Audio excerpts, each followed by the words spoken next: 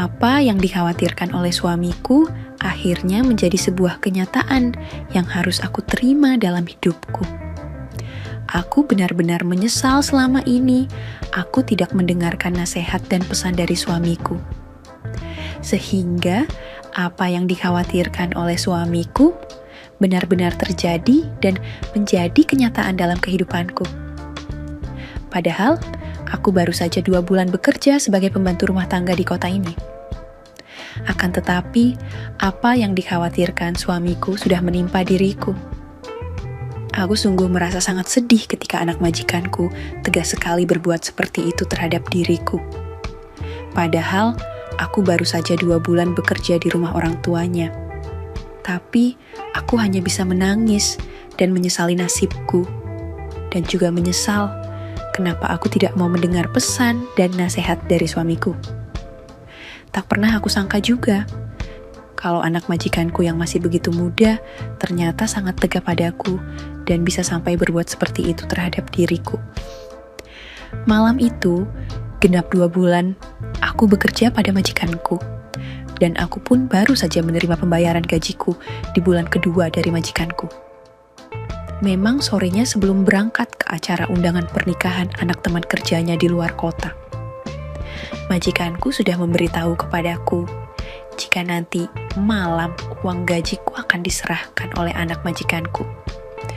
Soalnya sore itu tuan dan nyonya majikanku mau langsung jalan-jalan dan menginap di tempat wisata setelah menghadiri acara pernikahan anak dari teman bisnis mereka di luar kota. Malamnya, aku menunggu anak majikanku pulang dari kuliahnya.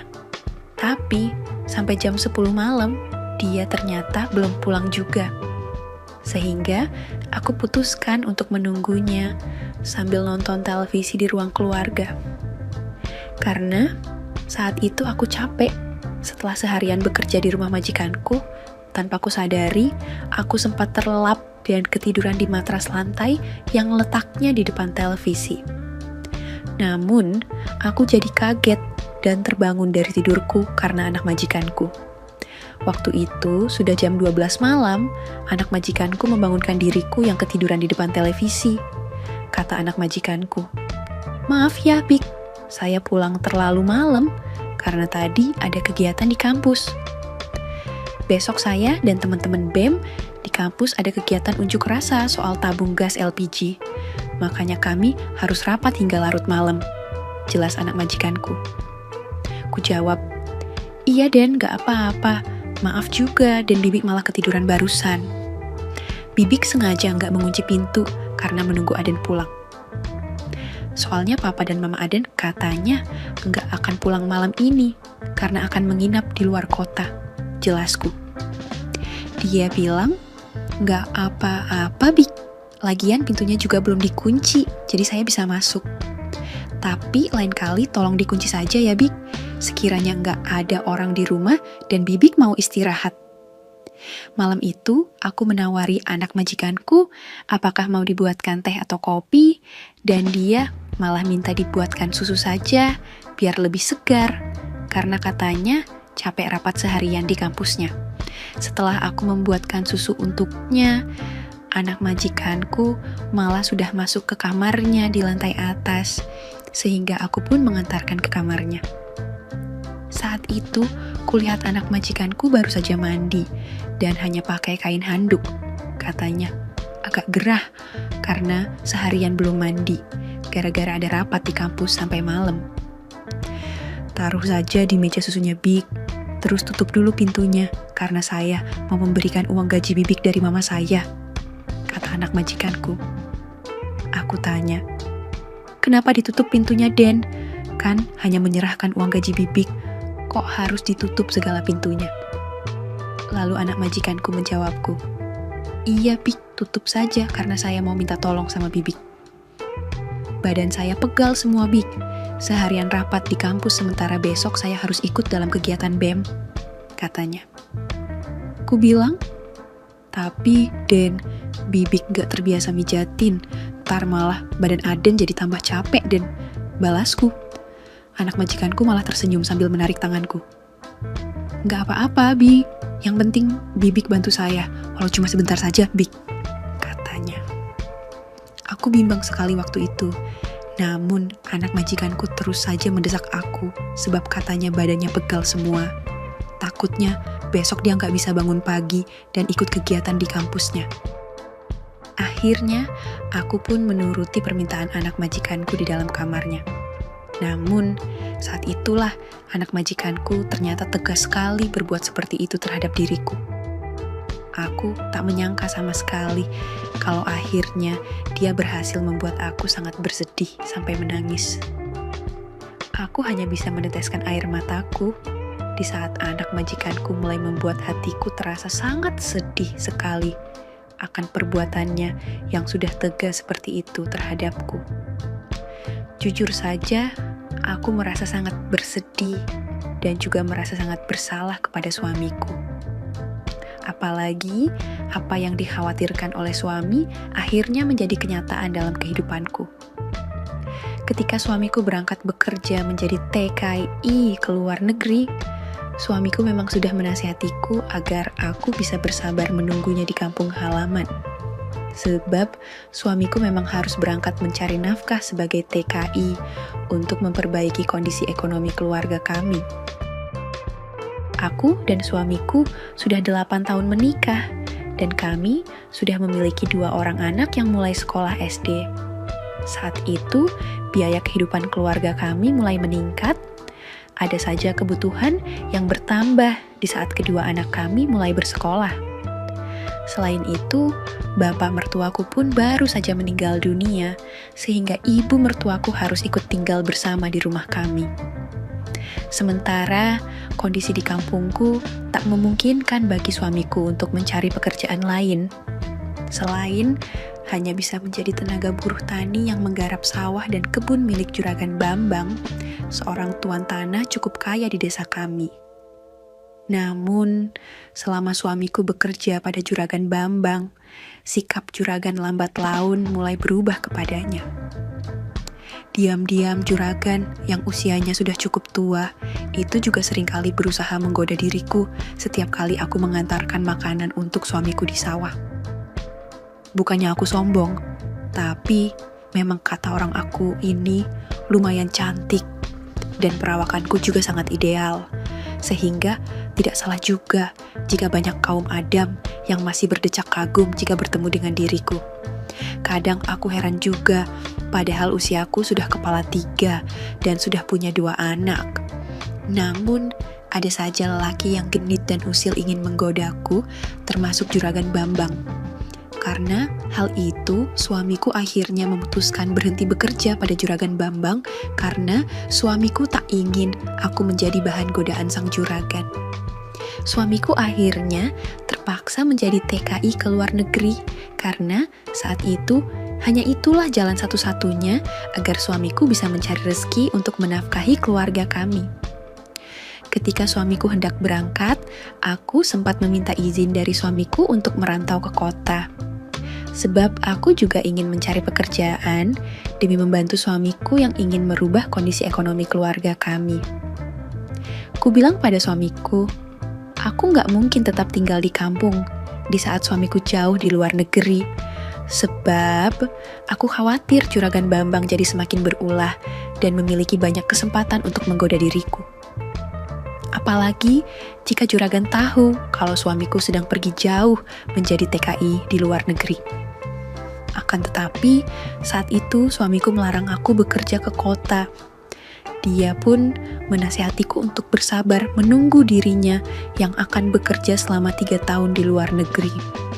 Kata suamiku, jangan sampai aku kerja di kota hanya untuk menghindari Juragan Bambang di kampungku. Namun nantinya aku malah bertemu dengan lelaki lain yang sikapnya melebihi Juragan. Waktu itu, aku mendengarkan nasihat suamiku dan mengurungkan niatku mencari pekerjaan di kota. Namun, 2 bulan setelah suamiku berangkat ke luar negeri, apa yang kukhawatirkan ternyata benar terjadi. Juragan Bambang mulai sering datang ke rumahku, alasannya ingin membantu keluargaku selama suamiku berada di luar negeri. Tapi, aku bisa merasakan Gelagat juragan yang sebenarnya hanya ingin mencari kesempatan untuk bisa menggoda diriku. Aku semakin yakin di saat juragan semakin sering datang ke rumahku, terutama di saat anak-anakku baru kuantar ke sekolah dan ibu mertuaku sedang berjualan ke pasar. Siang itu hampir saja semuanya terjadi. Untung saja ibu mertuaku lebih cepat pulang dari pasar, sehingga juragan Bambang tidak berhasil melakukan hal yang seperti itu terhadapku. Akibat kejadian itu, ibu mertuaku pun berpikir, memang sebaiknya aku mencari pekerjaan di kota agar bisa menghindari godaan juragan Bambang. Akhirnya, tanpa sepengetahuan suamiku, aku pun merantau ke kota untuk mencari kerja. Sedangkan kedua anakku aku titipkan kepada ibu mertuaku di kampung halaman. Akan tetapi, kehidupan di kota ternyata lebih keras dibandingkan di kampungku. Baru saja 2 bulan bekerja pada majikanku, aku justru sudah berhasil dibuat sedih akan ulah anak majikanku yang sudah tega melakukan hal yang seperti itu terhadapku. Malam itu, aku sudah berusaha menghindar dan menolak. Akan tetapi, anak majikanku tak mau mendengar ucapanku dan terus saja seperti itu terhadapku. Aku sendiri bingung sekali saat itu. Aku ingin berteriak, namun percuma saja karena hanya ada aku dan anak majikanku yang ada di rumah majikanku yang lumayan mewah dan besar. Akhirnya, aku pun hanya bisa meneteskan air mata di saat anak majikanku membuat hatiku jadi sangat bersedih sekali malam itu. Melihat aku menangis, malam itu anak majikanku kemudian minta maaf padaku. Katanya, "Maafkan saya, Bik. Saya enggak bermaksud membuat Bibik bersedih, apalagi sampai menangis.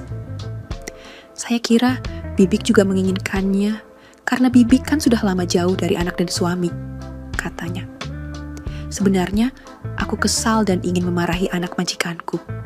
Tapi, dia sudah lebih dulu minta maaf. Lagi pula, kupikir percuma juga aku marah padanya, karena semuanya sudah terlanjur terjadi malam itu. Aku hanya bisa menjawabnya, "Aden kok tegap sekali seperti ini sama Bibik.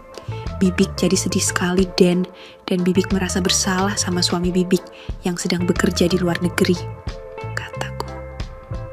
"Iya, Bik, saya menyesal dan benar-benar ingin minta maaf, Bik," kata anak majikanku sambil memohon padaku agar aku jangan sampai menceritakan hal itu kepada papa dan mamanya. "Ya sudahlah, Den. Semuanya sudah terlanjur terjadi, tapi Aden harus janji jangan sampai mengulangi lagi dan membuat Bibik sampai sedih sekali seperti ini," pintaku padanya. Setelah itu, anak majikanku menyerahkan uang gajiku yang dititipkan oleh mamanya, dan dia juga menambahkan lagi dengan uang tabungannya. Katanya, sebagai permintaan maaf darinya.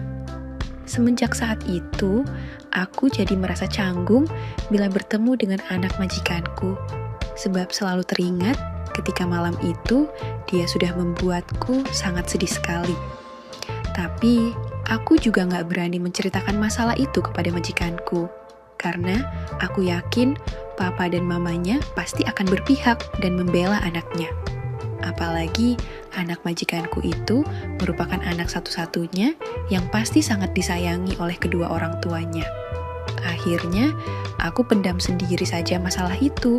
Bahkan, aku juga tak berani menceritakan kepada suamiku bila suamiku menelepon diriku. Sebab, selama aku bekerja di kota, suamiku yang ada di luar negeri gak pernah tahu aku bekerja sebagai pembantu rumah tangga. Suamiku hanya tahu kalau aku masih di kampung dan tinggal bersama ibunya. Lagi pula, sejak kejadian itu, anak majikanku pun kelihatannya sudah mulai berubah dan tidak lagi mengulangi perbuatannya terhadapku. Malah, seringkali anak majikanku itu membelikanku makanan dan juga pakaian untukku sebagai tanda permintaan maafnya padaku. Namun, semua kebaikan anak majikanku hanya berlangsung sebulan saja. Karena sebulan kemudian, anak majikanku kembali lagi seperti itu terhadapku. Hanya saja kali ini, aku merasa malu sendiri kepada anak majikanku. Karena saat itu, aku tetap merasa sedih, tapi juga bercampur rasa bahagia yang aku sendiri sulit melukiskannya. Malam itu, aku sebenarnya sudah tidur, karena sudah jam 11 malam, dan kebetulan aku sedang sendirian saja di rumah. Majikanku bersama anaknya itu sudah pergi ke rumah neneknya di luar kota. Katanya, mereka mau menginap di sana selagi liburan. Tapi tak kusangka ternyata anak majikanku pulang sendirian ke rumah majikanku. Alasannya, ada kegiatan kampus yang harus diikutinya besok pagi. Namun, semua itu hanya alasan anak majikanku saja. Karena setelah kubukakan pintu untuknya, dia malah langsung saja seperti itu lagi terhadapku. Ku bilang padanya, "Jangan Den, kan Aden sudah janji gak akan mengulangi membuat Bibik jadi sedih lagi," kataku. Tapi malam itu tuh anak majikanku malah ngejawab, dia sebenarnya gak ingin mengulangi kesalahannya padaku. Akan tetapi, dia juga gak bisa membohongi diri sendiri kalau sebenarnya dia memiliki perasaan khusus padaku. Ya gak tahu juga kenapa akhirnya aku gak bisa menolak perasaan anak majikanku, apalagi saat itu aku sudah setahun hidup berjauhan dengan anak dan suamiku. Kutanya padanya, "Kenapa Aden sampai bisa memiliki perasaan ke Bibik? Aden kan masih muda, ganteng dan kaya, kok bisa punya perasaan sama Bibik? Padahal Bibik kan jauh lebih berusia, sudah punya anak dan suami juga. Mana mungkin Bibik bisa menerima perasaan kamu, Den?" kataku. Akan tetapi, anak majikanku seperti tak mempedulikan ucapan dan alasanku untuk menolaknya. Dia malah terus saja mengungkapkan perasaannya padaku malam itu. "Maaf, Bik, saya gak bisa menahan perasaan saya kepada Bibik. Tapi saya janji saya gak akan merusak hubungan rumah tangga Bibik sama anak dan suami Bibik," katanya mencoba meyakinkan aku. Akhirnya, karena dia terus-terusan seperti itu, aku pun gak bisa lagi mengelak dan akhirnya menerima perasaannya padaku malam itu. Ternyata kata anak majikanku, dia sejak kecil hidupnya selalu dikekang gak boleh main dan keluyuran sama teman-temannya. Sehingga sampai kuliah pun anak majikanku tumbuh menjadi pemuda yang pemalu dan jarang bergaul. Saya hanya ingin merasakan bagaimana bahagianya memiliki seorang kekasih Bik. Dan gak tahu kenapa saya inginnya sama Bibik, bisiknya. Ku jawab, "Ya udah Den, tapi ingat, Aden harus mulai belajar jadi pemberani dan gak malu-malu lagi dalam pergaulan. Supaya Aden bisa mendapatkan kekasih yang lebih muda dan lebih cantik dari Bibik," kataku. Ya sejak saat itu, aku jadi gak bersedih lagi, walaupun anak majikanku itu selalu saja memanfaatkan kesempatan yang ada untuk membuatku bersedih. Tapi, aku sudah mulai belajar untuk menerima takdir hidupku sebagai pembantu di rumah majikanku. Sampai akhirnya, suamiku pulang dari luar negeri karena kontraknya sudah selesai. Dan aku pun kembali ke kampung halamanku untuk kembali berkumpul dengan keluargaku. Begitulah pengalamanku sebagai pembantu rumah tangga di kota. Tamat. Oke, segitu dulu untuk kali ini, dan semoga kalian, bosku semua, terhibur hari ini ya.